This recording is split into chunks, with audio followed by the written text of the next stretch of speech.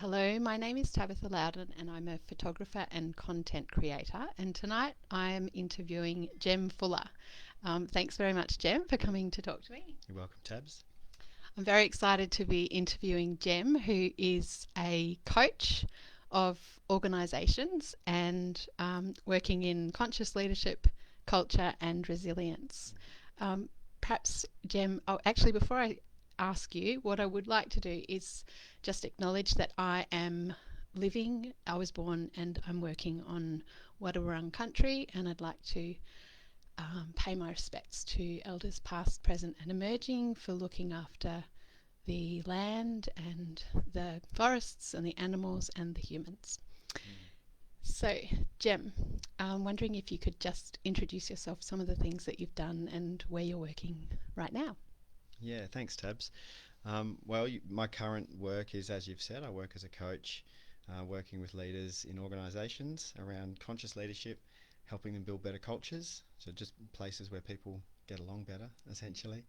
And over the last year, there's been a lot of work around resilience. Mm. Mm. Yeah.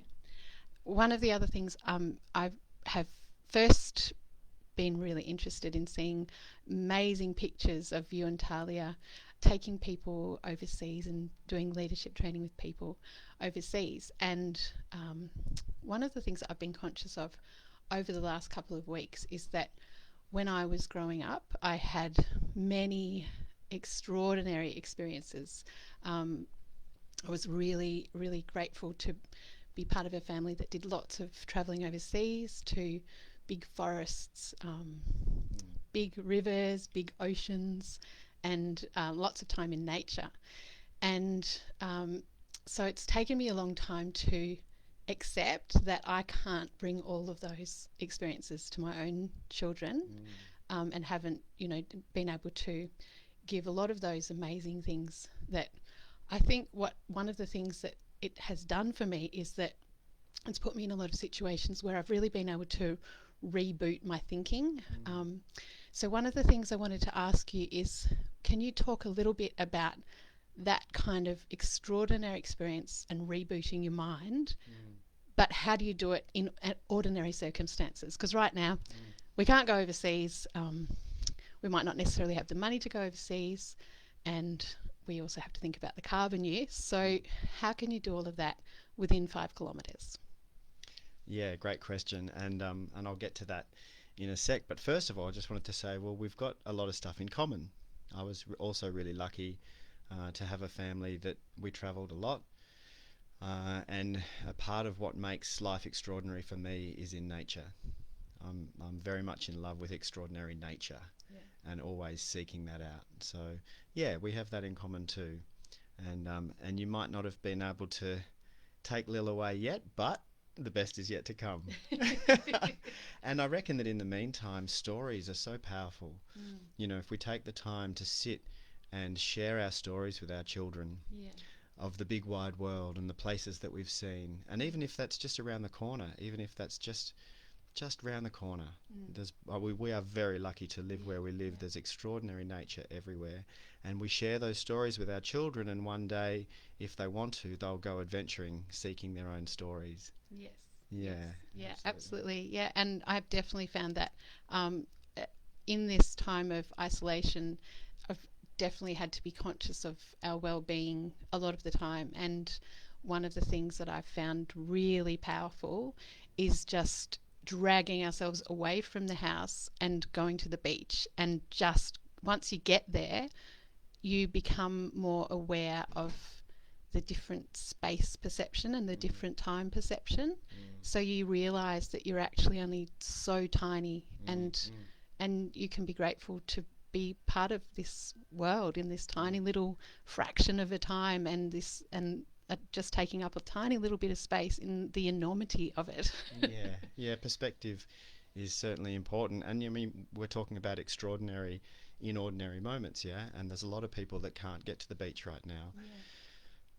We've got friends and family who lockdown for them is a lot more oppressive than for us down here on the coast. But you can take an ordinary moment, for example, looking at a flower, just contemplating a flower.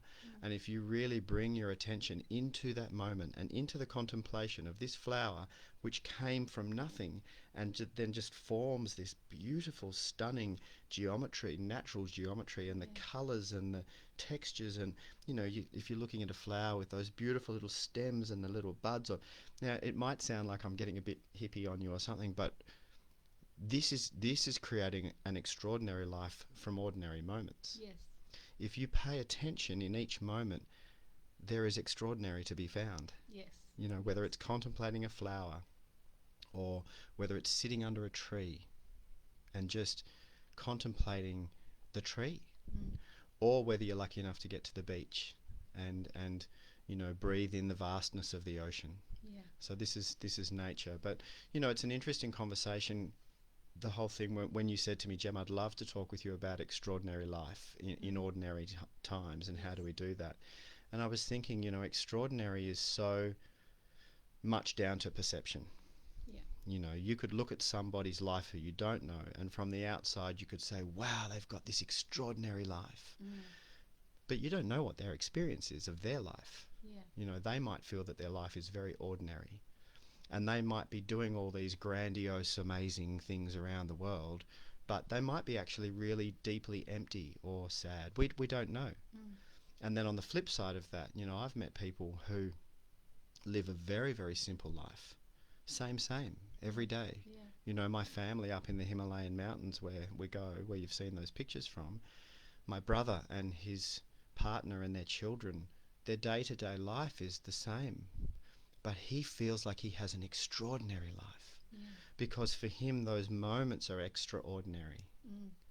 So it's very much down to our perception. And I've had people say to me, wow, you've had an extraordinary life, and I've had a very colourful life. I've engaged in everything professionally, from tattooing to fire dancing to teaching kids in third world countries, and motorcycle couriering and building and cleaning toilets, and then working as a corporate leader, and now in the last 7 years running my own coaching practice, and developing retreats where Talia and I take people to the Himalaya and to Bali, and we were supposed to go to Costa Rica this year as well. So people come to me and say, wow, you've got an extraordinary life. And it's really up to the person who's living it. Yeah. And that's your choice. And so one of the ways to make ordinary extraordinary is through that appreciation and contemplation and gratitude of the moment. Because the past is gone. It doesn't exist anymore. And the future only exists in our projection into it. So the only reality is this moment right now. And so if you can find a way to make this ordinary moment extraordinary through appreciation and gratitude and mindfulness and attention, and you can manage to remember to do that reasonably regularly, right? Yeah. If you can create a kind of a habit where once a day you pause and make that moment extraordinary through the mind, then over your life you build up this kind of sequence of extraordinary moments. And then you get towards the end of your days and your grandkids come up to you and say, how was your life? How is your life? And you go, it's been extraordinary. Right? But that's not because you traveled to the Himalaya. That's because you made a practice of coming into each moment and making that moment extraordinary. Yes. Yeah. And I'm very interested in that idea that you can travel around the world and you can get used to that, or you can learn to travel and explore mind practices. And so my mum had a meditation practice. She managed to use it for extraordinary healing. She had cancer, and she had a type of cancer that no one had ever survived before. And she learnt from Ian Gawler about meditation and diet. And so I've always had a bit of an interest in it. And this was why I came to you to do your online course, because I wanted to find out more about a mindfulness practice and learning how to meditate. And I'm only very much a beginner, but I am starting to get a habit of taking that moment and practicing trying to get my mind into that alpha state and hopefully one day into more of a theta state. So I'm wondering whether you can talk a little bit about that and how that can make your life extraordinary, because you can do that from your lounge room. Yeah, you can. You can do that in any moment. We can practice mindfulness. So the particular type of meditation that I gravitate towards more frequently is mindfulness meditation, as opposed to transcendental meditation or mantra meditation or things like this. And it's all good. You know, it's all good for us. I particularly like the practice of mindfulness, and you can practice mindfulness integrated. So integrated mindfulness, I call it, and that's just practicing mindfulness while you're doing something you would ordinarily be doing anyway. Yes. So making a cup of tea mindfully or brushing your teeth mindfully, that's integrated.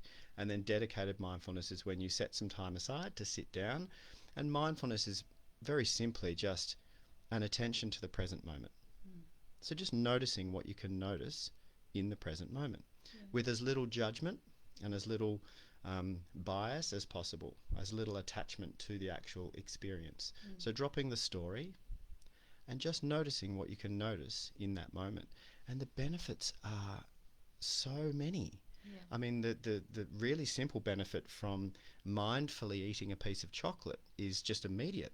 The experience of eating the chocolate is 10 times better than when you just rip open the packet and shove it in and go, oh my God, right? But if you pause and slowly taste the chocolate, oh my God, right? So there's benefits, and that's in every moment of doing everything, whether it's eating chocolate or listening to your children or listening to a colleague or doing some work or playing some sport or making love or whatever you're doing. If you can practice mindfulness in that moment, the experience itself is enhanced. That's only one of the benefits. Yeah. So other benefits are when we are in a state of something that's not so enjoyable. Yeah, where maybe we're in an emotional state that hurts. We're grieving, or physical pain. You've just stubbed your toe and it hurts, right? Or emotional pain, which is important. But rather than trying to escape it or push it away, when you practice coming into mindfulness in that moment and just noticing how that experience shows up, noticing the flavors of that emotion, noticing where does it manifest in your body, noticing what is the flavor of the physical sensation of this emotion or this feeling, and just noticing it, it actually helps us, it de-intensifies it, but it's not pushing it under the rug. It's being in that moment, but not being so attached to the story. And it's in the story where we do our suffering. And when we can let go of the story a little bit and just be mindful in that moment, it just makes it easier to get through the tough times. You know. Yeah, that's very true. Excuse me a sec while I just check. If you have any questions, I would love it if you put a comment in, or even just a comment to say that we're live. It's really helpful, because then I know that we're actually... Are we live? I thought you were recording this. You're not going to edit this? No. Jem, one other thing I would like to ask you is that one of the things that I notice about you is your ability to connect on a really deep level, and also your ability to create a community around you of beautiful, supportive people. And so I'm wondering, can you talk a little bit about that? Obviously, you do a lot of work with organisations as well, with workplace culture. So is that about tribe building? What sort of ideas do you have about these new ideas where the softer skills are really valuable in organisations, and this quality of being able to tribe build within an organisation? Look, I love people to begin with. I love humans, and I'm driven by connection. So if I strip it back to before I built work around this, just looking back at my life, you know, I've been, like all of us, most of us, driven by connection. I love to connect. And so, you know, since, I don't know when really, but definitely over the last decade, I've been really curious about connection and how can we connect more deeply and more authentically. And there's many, that's a big long story. I could chat with you for hours about it. So the work that I do in organisations, it's really about connection and communication, because we get in our own way.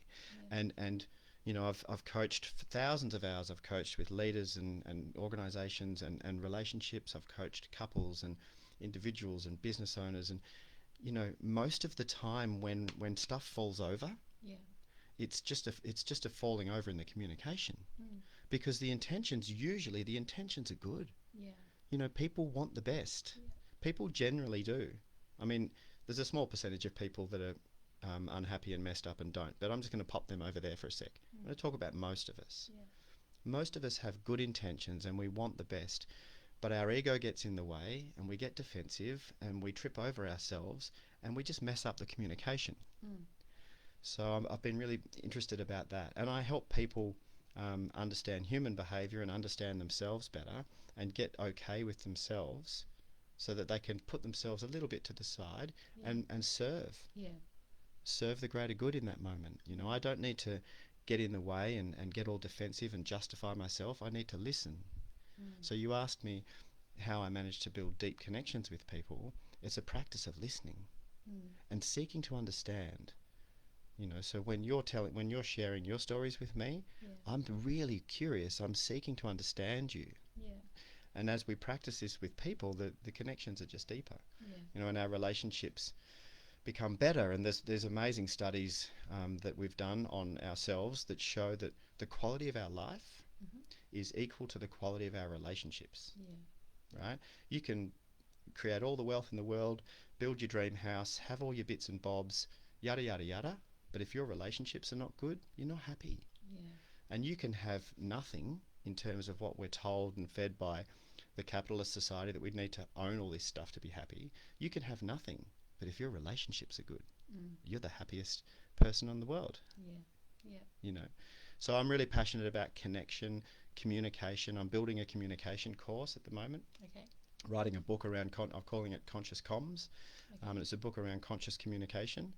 And then there'll be a series of online courses that sit on the online school that I've got that you know about. Around communication in different contexts. So conscious communication in leadership, in teams, relationships, etc. It's very interesting. One of the things that comes through really strongly in the work, when I originally did some conscious conversations with you a few years ago, and then in the course that I'm doing now, is this element of wanting to serve. And so I'm wondering if you can talk a little bit about, I think that's one of the things during this time of isolation, that people, when they see other people doing really helpful things, it gives them a really good sense, and it helps them to think more about how they could help.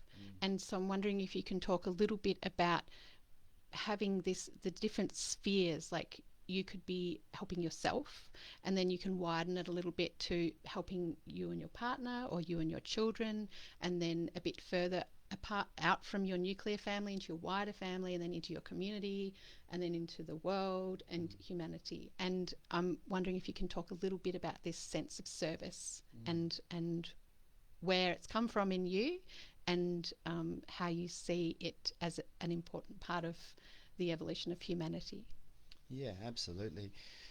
Look, I mean, we're talking about contribution, and contribution is one of the needs that not all humans have the need to contribute, but when we get our other needs kind of met, you know, our need for certainty and our need for variety and then significance and love and connection and growth, we tend to move into this need for contribution. How can I contribute? And look, it's a hack. It's a quick hack. If you're feeling not great, and you want to feel good, go, what can I do for someone else right now? Because when we're not feeling good, it's all about us. I'm not feeling good right now. Even if you think it's about someone else. So when my brother died, and I'm going through the normal grieving process, in that moment of suffering, I could think, I'm suffering right now because my brother died. But actually, when you look a little bit closer, I'm suffering right now, necessarily. I mean, we have to grieve, right? But I'm suffering right now because of how this impacts me. This is about me. I lost my brother. That's why I'm sad. So when you're in a moment of suffering, look outside yourself. And it can be that just the next layer out, your partner or your children or a family member. Or it can be the next layer out. It can be a friend or someone in your community. Or it can be the next layer out. It could be a stranger.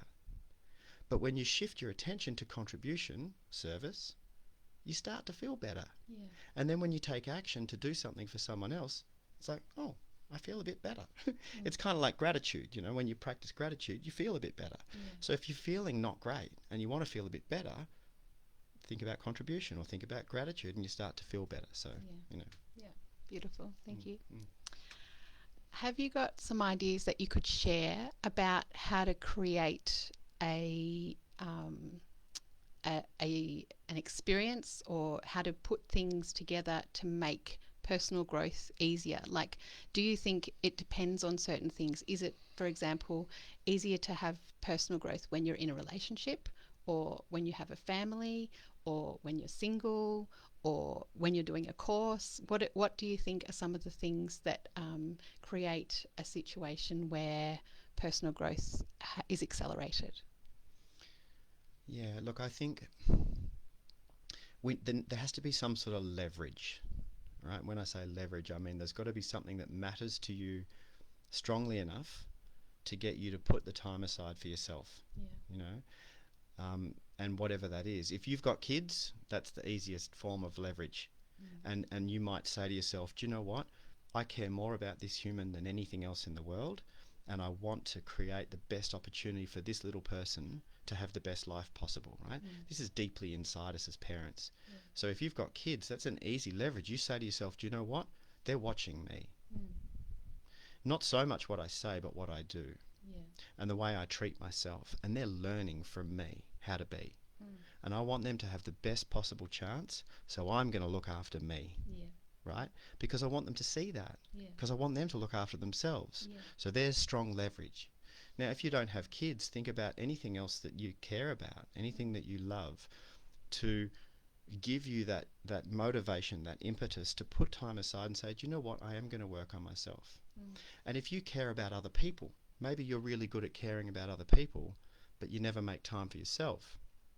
Just remember that your ability to connect and to help other people is capped by your relationship with yourself.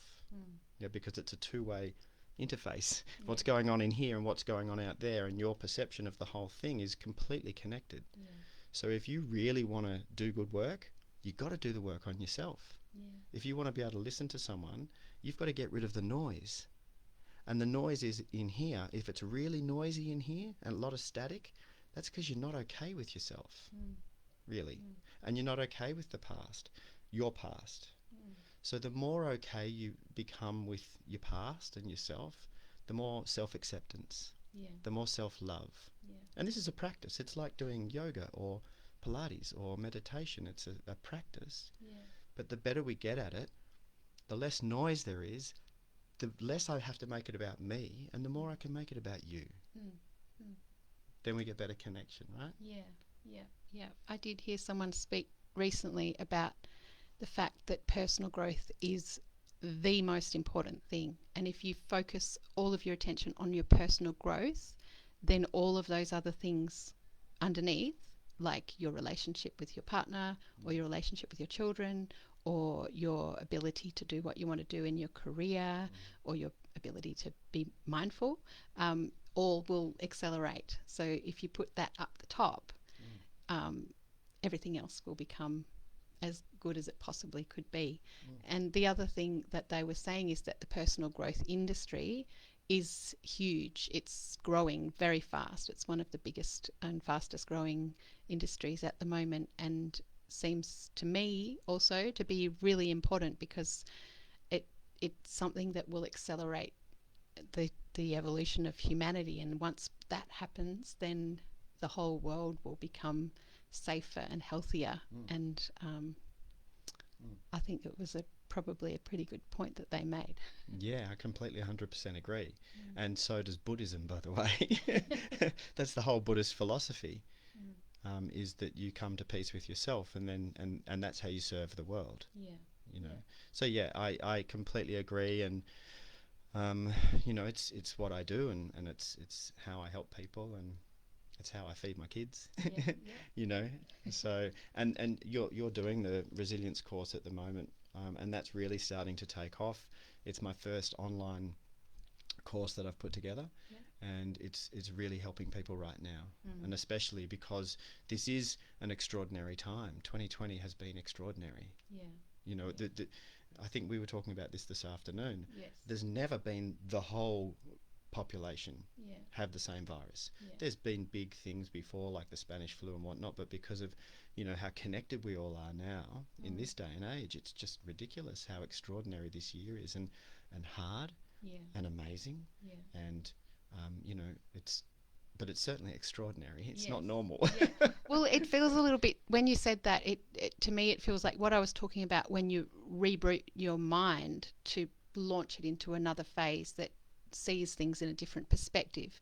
In a way, if you look at this period of isolation, a similar way, but on a much grander scale, it's like a massive reboot. So you can see things in a new way, and you need to appreciate the simpler things.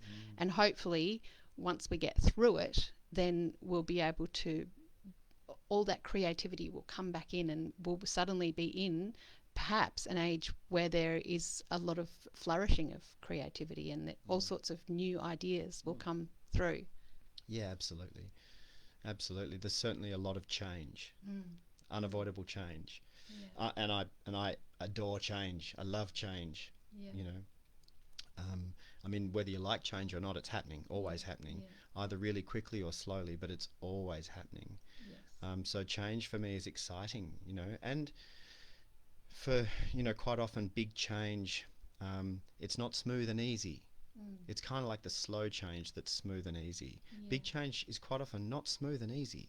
Yeah. There's lots of stuff going on around the world right now that ain't smooth and easy. Yeah. It's really quite full on. Yeah. But it's obviously necessary because it's happening. Yeah. Yeah. It really is. And, I feel very, very blessed, lucky in lots of ways. I'm very grateful that through this time, not only in lockdown have I been able to have more time with my partner and our children, and my mum and my brother and his partner and their children, and so I've had a bubble, quite a beautiful family bubble. Yeah. And I've been so grateful to have that time. I think the older I get, the more introvert I'm getting, which I'm really enjoying.